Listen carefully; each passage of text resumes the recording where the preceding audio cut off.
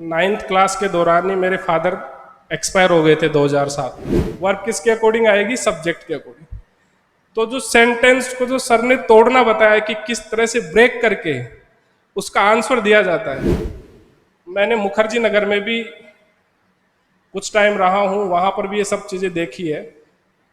लेकिन जो इंग्लिश जो बेसिक से जो आपको डेप्थ से यहाँ से सिखाई जाएगी, बेसिक से लेकर एडवांस लेवल तक।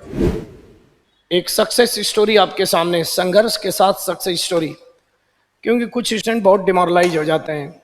संघर्ष के साथ किस तरह सफलता प्राप्त की जाए, किस तरह सफलता प्राप्त की जाए, इस चीज को जो है ना, खुद आप ही में से कोई आकर बताए, वो ज्यादा मायने रखता है।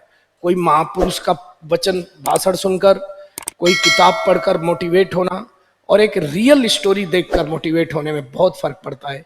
तो मुझे उम्मीद है कि आज आप जो है अरविंद सिंह जी से बात करके आप जो है इस बात को अपने अंदर संकल्प के रूप में ले जाएंगे कि मैं भी एक दिन जो है यहाँ पर आऊँगा और अपने जूनियर्स को मोटिवेट करूँगा। तो अरविंद सिंह जी के लिए एक जोरदार तालियों के साथ इनका स्वागत कीजिए। हालांकि हालांकि ये कोई गेस्ट नहीं है, ये तो अपने ही है, कभी ये भी यहाँ बैठा करते थे। तो आज मैं चाहता हूँ कि ज़्यादा समय न लेते हुए कि ये खुद अपनी संघर्ष की पूरी कहानी जो भी आप बता रहे थे वो सब जो है इनको एक बार बताइए। Good afternoon friends. मैं सर के यहाँ 2016 बैच का स्टूडेंट हूँ और जो इंग्लिश में मार्गदर्शन यहाँ से मिला वो आपको कहीं जाने की ज़रूरत नहीं है। जितना सर पढ़ाएंगे उतना ही पढ़ लोगे आप, तो वही काफ़ी है आपके लिए। और आज के समय में अगर आप एसएससी या जो भी जिसमें इंग्लिश की ज़रूरत पड़ती है, जैसे आरएस में भी एक इंग्लिश का सिलेबस में है 4th पेपर, तो अगर आप वो तैयारी करते हैं तो इंग्लिश बहुत मायने रखती है। और मेंस के अंदर भी 135 मार्क्स का वेटेज है, ऑलमोस्ट 1/3 वेटेज है। तो इंग्लिश तो आपको अच्छे से तैयारी करनी है। मैं मेरी जर्नी की बात करूं तो मैं एक गांव से सरकारी स्कूल में पढ़ा लिखा हूं। मेरी 9th 11th 12th सब सरकारी स्कूल में हुई है। और 9th क्लास के दौरान ही मेरे फादर एक्सपायर हो गए थे 2007 में।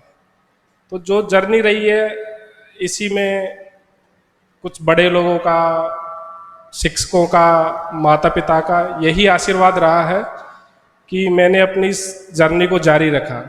और 2015 में बीटेक करने के बाद मैंने यहाँ 16 में एडमिशन लिया।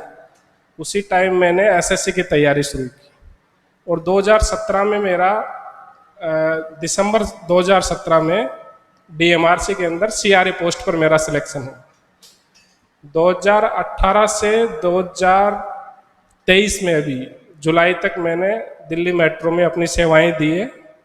और उसी दौरान मैंने अपनी तैयारी जारी रखी और 2019 के पेपर के लिए मैंने सीजीएल 2019 की, बीच में थोड़ा नई नई नौकरी लगी तो कंफर्ट जोन में आ गए, तो तैयारी छोड़ दी बीच में। फिर वापस मैंने अपनी तैयारी को स्टार्ट किया और 2019 का मैंने पेपर दिया।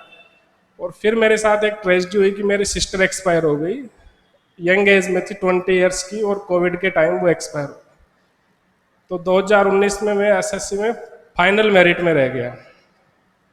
फिर 2020 में मेरी तैयारी नहीं हो पाई और फिर 2021 में मैंने सीजीएल के लिए फिर से तैयारी की और मेरा 2021 वाले पेपर में सीजीएल में केग ऑडिटर में मेरा सिलेक्शन हुआ। फिर मैंने अपनी तैयारी को जारी रखा और 2022 के अंदर फिर से मुझे सीएजी में ऑडिटर की पोस्ट पर ही फिर से सिलेक्शन हुआ 2022। और इस जर्नी को फिर भी मैंने जारी रखा है, क्योंकि जो सपना है कि एक दिन इंस्पेक्टर बनने का, अब ये किस दिन पूरा होगा, लेकिन ऐसा है कि अगर आप कंटिन्यू मेहनत करते रहोगे तो एक न एक दिन आपको सफलता जरूर मिलेगी। आपका जितना ज्यादा संघर्ष होगा उतनी ही अच्छी आपको सफलता मिलेगी। तो इस संघर्ष को जारी रखो, जितनी मेहनत हो सके उतनी मेहनत आप कीजिए। मैं भी एक इंग्लिश में सामान्य विद्यार्थी था जो यहाँ पढ़ के जिसने अपने इंग्लिश को इम्प्रूव किया। मुझे आज भी याद है वो चीज़ें, तुम गुड हो, तुम बैड हो, तुम ब्यूटीफुल हो, तुम इनोवेटिव हो, तुम क्रिएटिव हो, वो चीज़ें आज भी याद है। और वो चीज़ें ही कभी ऐसा लगा ही नहीं कि इंग्लिश समझ में नहीं आएगी। गांव में रहते थे तो ऐसा लगता था कि इंग्लिश में, क्योंकि ऐसा वातावरण है ही नहीं कि इंग्लिश में जो, जब तक इंग्लिश में एनवायरनमेंट नहीं मिलेगा वो इम्प्रूव नहीं हो पाती।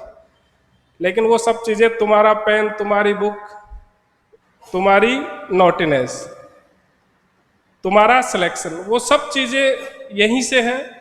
और उन चीज़ों ने इतना फायदा पहुंचाया है कि आपको ये सब देखने की जरूरत नहीं पड़ती। सेंटेंस में सब कुछ वैसे ही मालूम चल जाता है। ये प्रीपोजिशन है, ये ऑब्जेक्ट है, तो वर्ब इसके अकॉर्डिंग नहीं आएगी। वर्ब किसके अकॉर्डिंग आएगी? सब्जेक्ट के अकॉर्डिंग। तो जो सेंटेंस को जो सर ने तोड़ना बताया कि किस तरह से ब्रेक करके उसका आंसर दिया जाता है। मैं आज ही शायद एक यूट्यूब पर वीडियो देख रहा था, तो सर ने एक सक्सेस स्टोरी डाली हुई थी कि उसमें you can sing as beautifully as you can. वो उसमें एक एग्जाम्पल था, तो उसमें वो बता रहे थे कि ये जो ब्यूटीफुल आएगा ये ब्यूटीफुली आएगा। तो उसको यहाँ बुला के सर ने, और फिर शायद वो एलडीसी में सिलेक्ट हुआ था वो लड़का, उसके लिए सर ने पहले ही बोल दिया था कि एक दिन आप कुछ ना कुछ जरूर बनोगे। तो ये जो लर्निंग प्रोसेस है, मैंने मुखर्जी नगर में भी कुछ टाइम रहा हूँ, वहाँ पर भी ये सब चीज़ें देखी है। लेकिन जो इंग्लिश जो बेसिक से जो आपको डेप्थ से यहाँ से सिखाई जाएगी, बेसिक से लेकर एडवांस लेवल तक, वो आपको कहीं जाने की जरूरत नहीं है। और जो यहाँ की बुक है उसी को आप बार बार रिवाइज करो। आपको एक बुक को ही मल्टीपल टाइम्स पढ़ना है, न कि मल्टीपल बुक को एक एक बार आप पढ़ रहे हो। एक बुक को आप जितनी बार पढ़ोगे उससे आपको ज़्यादा फायदा होगा, बजाय 4 बुक को एक बार, कभी दूसरी बुक पढ़ी, कभी दूसरी बुक पढ़ी। आपको एक ही बार एक ही बुक को मल्टीपल टाइम्स वो करना है। बाकी आप हमेशा ये याद रखें कि फिजिक्स में कंसेप्ट होता है कि अप डाउन का। एक बॉल, आपने एग्जाम्पल देखा होगा, तो एक तो स्ट्रेट लाइन होती है जिसमें बॉल को रोल किया जाता है, तो वो इतना फास्ट मूव नहीं करती। बॉल वो फास्ट मूव करती है जो अप डाउन होते हुए जाती है, जो जिगजैग लाइन के थ्रू जाती है।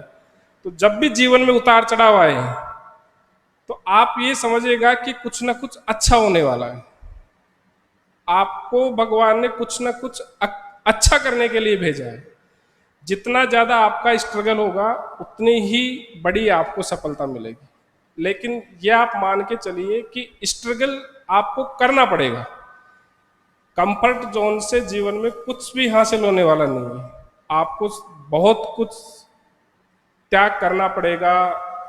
अच्छे खाने पीने का भी हमें त्याग करना पड़ता है। कभी कभी ढंग का खाना नहीं मिलता, कभी कभी कम नींद भी लेनी पड़ती है। ये सब चीज़ें आपको करनी पड़ेगी, तभी जाकर आपको सफलता मिलेगी। और सफलता, मैं भी कल यही था, आज आप यही हो, आप कल भी आप यहाँ पर आओ। तो ये एक न एक दिन आपको सफलता जरूर मिलेगी, लेकिन मिलेगी तभी जब अच्छे से मेहनत करोगे, अच्छे से अपना पूरा ध्यान बिल्कुल एकाग्रचित होकर आप पढ़ाई पे, बाकी सब चीज़ों से आप ध्यान हटा के पढ़ाई के ऊपर ध्यान लगाओगे, तब जाकर आपको सफलता मिलेगी। और ये एक लॉन्ग टर्म प्रोसेस है, शॉर्ट टर्म में कभी सफलता नहीं मिलेगी। आप सोचो कि मुझे आज मैं तैयारी कर रहा हूँ, 6 महीने बाद सफलता मिल जाए, ऐसा कभी नहीं होने वाला। आपको बहुत मेहनत करनी पड़ेगी। और एपीजे अब्दुल कलाम साहब ने कहा था कि इंतजार करने वालों को केवल उतना ही मिलता है जितना कोशिश करने वाले छोड़ देते हैं। तो आप किसी चीज का इंतजार मत करिए, कोशिश करते रहिए, आपको एक दिन सफलता जरूर मिलेगी। जय हिंद।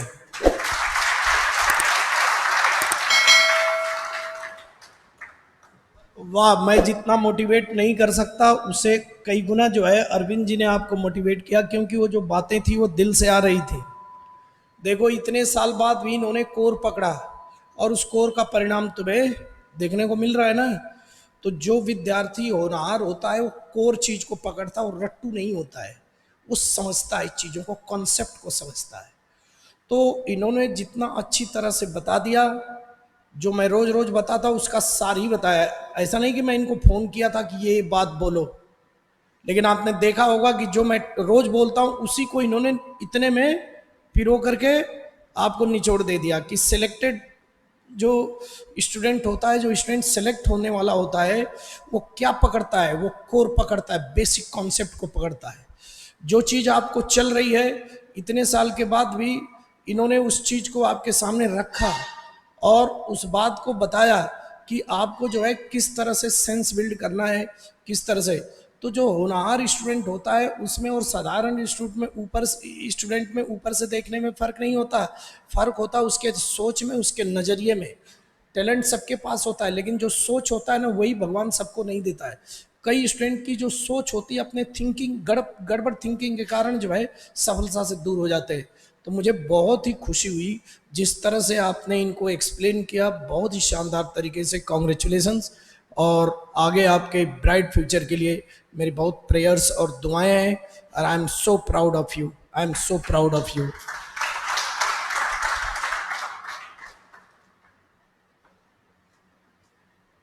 यार इनका एक इंटरव्यू अगर टाइम हो तो एक इनका छोटा सा इंटरव्यू बनाओ, बहुत अच्छी तरह से ये एक्सप्लेन करते हैं, वो चीज़ें काफ़ी मायने रखती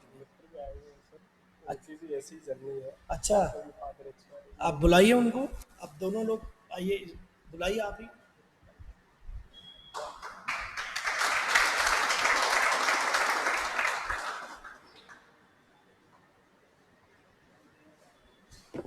इन चीज़ों से रियल मोटिवेशन ये मिलता है। आशु कुमार जी है, कुछ समय पहले मेरे स्टूडेंट थे, 10th में पढ़ाता था इनको।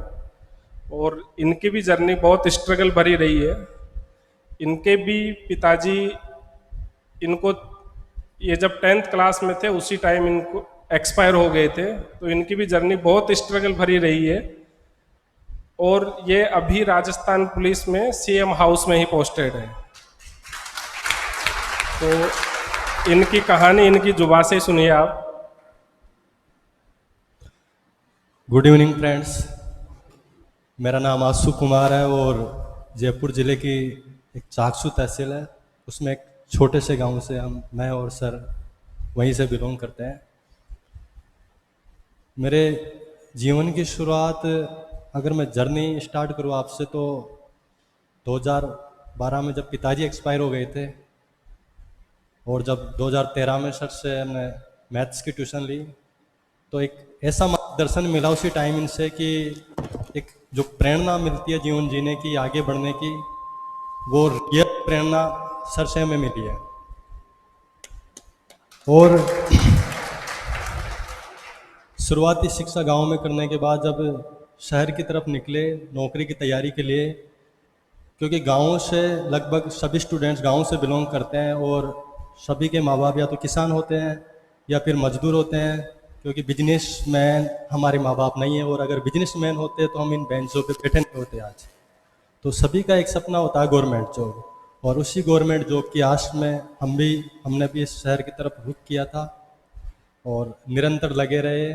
और उसका परिणाम यह है कि आज मैं राजस्थान पुलिस में सेलेक्ट हूँ। और जो मेरी जर्नी है वो अभी यहीं पे ख़त्म नहीं हुई है, अभी भी मैं एक अच्छी पोस्ट के लिए प्रिपरेशन कर रहा हूँ ताकि अपने सपनों को एक बुलंद आवाज़ दे सकूँ। धन्यवाद।